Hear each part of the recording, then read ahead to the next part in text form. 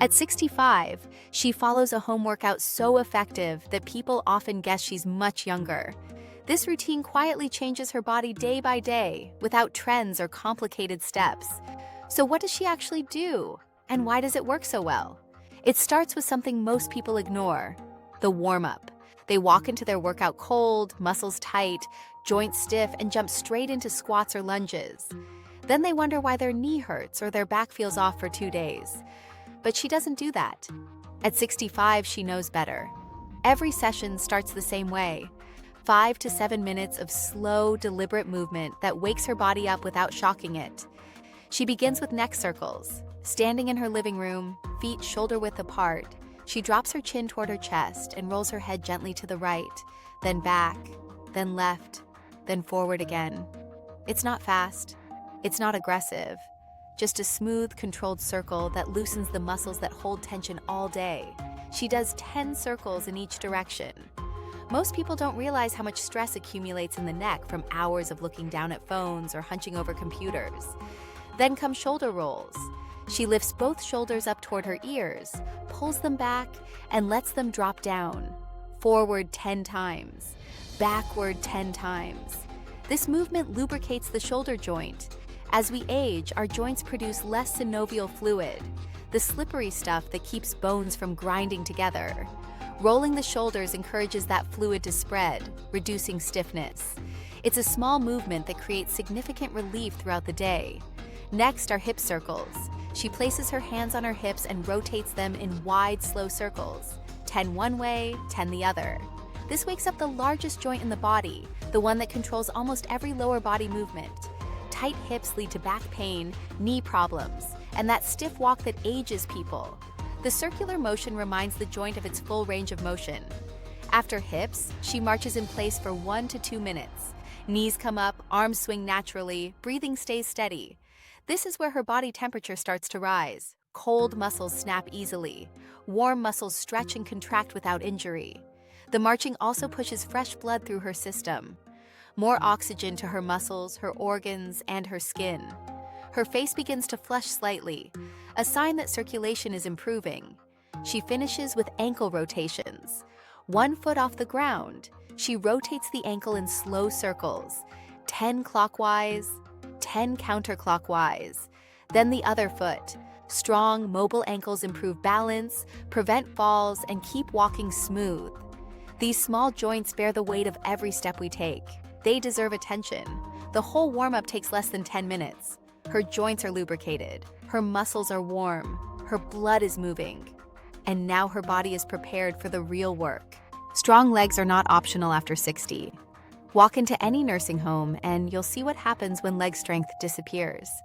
People lose independence, they stop moving, they age faster. She's not going there. 3 times a week, she trains her legs like they're the foundation of her entire life, because they truly are the foundation that supports everything else. She starts with chair squats, 10 to 15 reps. She stands in front of a sturdy chair, feet hip-width apart. She bends her knees, pushes her hips back, and lowers until her butt barely touches the chair. Then she drives through her heels and stands back up. No sitting, just a light tap and back up. The chair provides a safety checkpoint, a reference point that ensures proper depth without fear of falling. Chair squats build the quadriceps, the big muscles on the front of the thighs that control every step, every stair, every time you stand up. Weak quads mean wobbly knees. Strong quads mean power and confidence. These muscles also protect the knee joint from injury by stabilizing it during movement. Next come reverse lunges. 8 to 10 reps on each side. She steps 1 foot back, drops her back knee toward the floor, and pushes through her front heel to return to standing. Reverse lunges are gentler on the knees, but still work the glutes and quads hard. They also train balance, which matters more every year after 50. Each rep requires focus and controlled movement. Then step-ups. She uses a low stool about 8 inches high. She places 1 foot on the stool, presses through that heel, and lifts her body up. Then steps back down with control. 8 to 10 reps per leg. This mimics real-life movements like climbing stairs. The motion is practical, functional, and directly translates to daily activities that maintain independence. Finally, glute bridges. 12 to 15 reps. She lies on her back, knees bent, feet flat. She squeezes her glutes and lifts her hips toward the ceiling until her body forms a straight line from shoulders to knees. Strong glutes support the lower back and improve posture. They also keep the backside firm and lifted, countering the sagging that comes with age. Leg strength is directly linked to longevity. Studies show that walking speed, which depends on leg strength, is one of the strongest predictors of lifespan in older adults. Strong legs also burn more calories at rest and reduce fall risk, the #1 cause of injury-related death in people over 65. These statistics aren't just numbers. They represent real lives, real mobility, real freedom. She's training to stay independent, to walk her dog, to travel, to live without needing help. Now her lower body is activated. Time to balance that out. Most women over 60 stop training their upper bodies. Weak arms and shoulders don't just look soft. They make life harder. Opening jars becomes a struggle. Carrying groceries feels heavy. Reaching overhead hurts, so she trains consistently. She knows that upper body strength is just as important as leg strength for maintaining quality of life. Wall push-ups are her first move. 12 to 15 reps. She stands arm's length from a wall, places her palms flat against it at shoulder height, and leans in until her chest nearly touches, then pushes back to standing. This works the chest, shoulders, and triceps without floor push-up strain. The angle is adjustable too. Standing closer to the wall makes it easier. Standing farther makes it harder. Next, chair dips, 8 to 10 reps. She sits on the edge of a chair, grips the seat, and slides her butt off the edge. She bends her elbows, lowering toward the floor, then presses back up. This targets the triceps, the muscles on the back of the upper arm that lose firmness fastest. It's the area many women become self-conscious about as they age. Then dumbbell rows. She uses light weights, maybe 5 to 8 pounds. She places one hand on a chair for support, holds a dumbbell in the other, and pulls it toward her ribcage, squeezing her shoulder blade back. 10 reps each side. This strengthens the upper back, the muscles that prevent rounded posture. The squeezing motion at the top of each rep is crucial for maximum muscle engagement. Finally, overhead dumbbell press, 8 to 12 reps. She holds a dumbbell in each hand at shoulder height, then presses them overhead until her arms are fully extended. This builds shoulder strength and improves bone density, a critical defense against osteoporosis. The pressing motion also engages the core for stability. When you don't train your upper body, your shoulders round forward, your chest collapses, your neck juts forward. That posture ages you instantly. But when your upper back is strong, your shoulders pull back naturally, your chest opens, your head sits tall, you look confident. The difference is visible immediately in how someone carries themselves through a room. Upper body training also prevents injury. Strong shoulders and arms can catch you if you trip. They can brace you if you lose balance. They provide the strength needed for countless daily tasks, and she does them every session. With the upper body done, it's time to focus on what holds everything together. Your core is not your abs. The core is a complex system of deep muscles that wrap around your torso like a natural weight belt. These muscles stabilize your spine, support your organs, and control almost every movement. When they're weak, everything falls apart. Your stomach pushes out, your back hurts, you slouch. She trains her core 4 times a week. These muscles are active in every single movement she makes throughout the day. She starts with planks, 20 to 30 seconds. She drops to her forearms and toes, keeps her body in a straight line from head to heels, and holds. Planks activate the transverse abdominis, the deepest layer of abdominal muscle. This is the muscle that pulls your stomach inward and keeps your waistline tight. It's not visible like the six-pack muscles, but it's far more important for function and appearance. Next are dead bugs, 10 reps each side. She lies on her back, lifts her arms toward the ceiling, and raises her knees so her shins are parallel to the floor. Then she slowly extends one arm overhead while straightening the opposite leg. She returns to start and switches sides. This requires coordination, control, and serious core engagement. It also protects the lower back. The name sounds silly, but the exercise is brutally effective for building deep core stability. Then bird dog, 8 reps each side. She gets on her hands and knees, extends one arm forward and the opposite leg back, holds for 2 seconds, then returns to center. This strengthens the erector spinae muscles along the spine and teaches the body to stay balanced when weight shifts. The pause at full extension is where the real work happens. Finally, standing side crunches, 10 each side. She stands tall, places one hand behind her head, and lifts the opposite knee toward her elbow while crunching her torso sideways. This targets the obliques, the side abdominal muscles that define the waistline. Standing variations are easier on the neck than traditional floor crunches. Core training prevents back pain, which affects 80% of adults.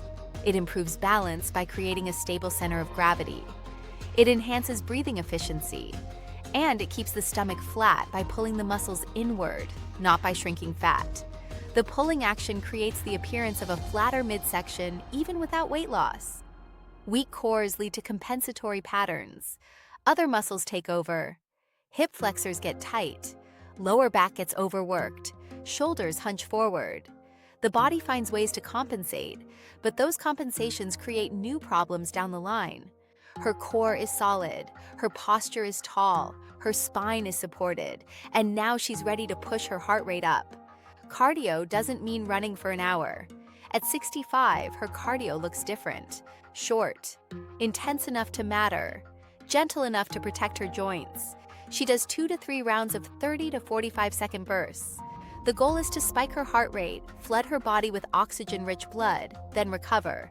This interval approach is actually more effective than steady-state cardio for improving cardiovascular health at her age. She starts with fast step marching, 30 to 45 seconds. She lifts her knees high, pumps her arms, and moves quickly in place. Her heart rate climbs, her breathing deepens. This pushes her cardiovascular system into a healthy training zone. Blood vessels expand, circulation improves, oxygen floods her tissues. The pumping arm motion adds upper body engagement and increases calorie burn. Next, shadow boxing, 30 to 45 seconds. She throws punches into the air, jabs, crosses, hooks, uppercuts. Her feet stay light, her core stays tight.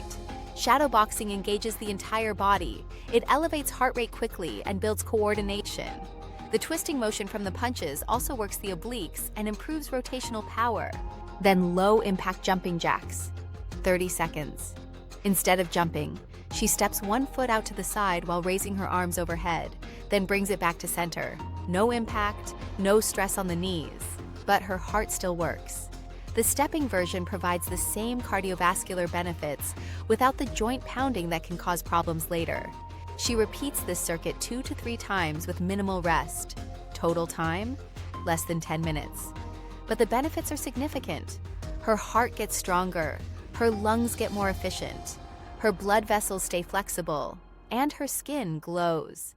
The short recovery periods between rounds allow her to maintain intensity without complete exhaustion. Why? Increased blood flow delivers oxygen and nutrients to skin cells. It flushes out toxins. It stimulates collagen production. That's why people look flushed and healthy after a workout. It's biology. And it's one reason she looks younger than her age. The glow isn't temporary either. Regular cardio creates lasting improvements in skin quality. Cardio also regulates blood sugar, preventing visceral fat around the midsection. It releases endorphins, improving mood. It strengthens the heart muscle, reducing heart disease risk. It increases lung capacity, making everyday activities easier.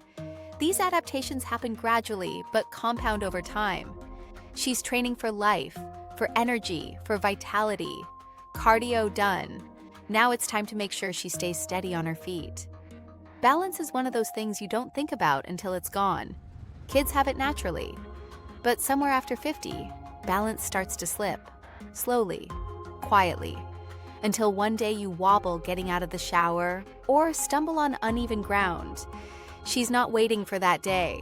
She trains balance deliberately because falls are the leading cause of injury and death in adults over 65. The statistics are sobering, but they're also preventable with consistent practice. She starts with single leg stands, 20 seconds each side, Stand on one foot and hold. Most people start wobbling within 5 seconds. She used to be like that too. Now she can hold steady. The improvement didn't happen overnight. It took weeks of daily practice, but the results are worth it. This exercise trains the stabilizer muscles in the ankles, knees, and hips. Small, deep muscles that fire constantly to keep you upright. When they're weak, your balance gets worse.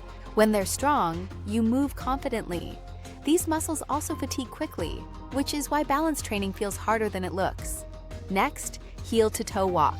She walks in a straight line, placing one foot directly in front of the other so the heel touches the toes.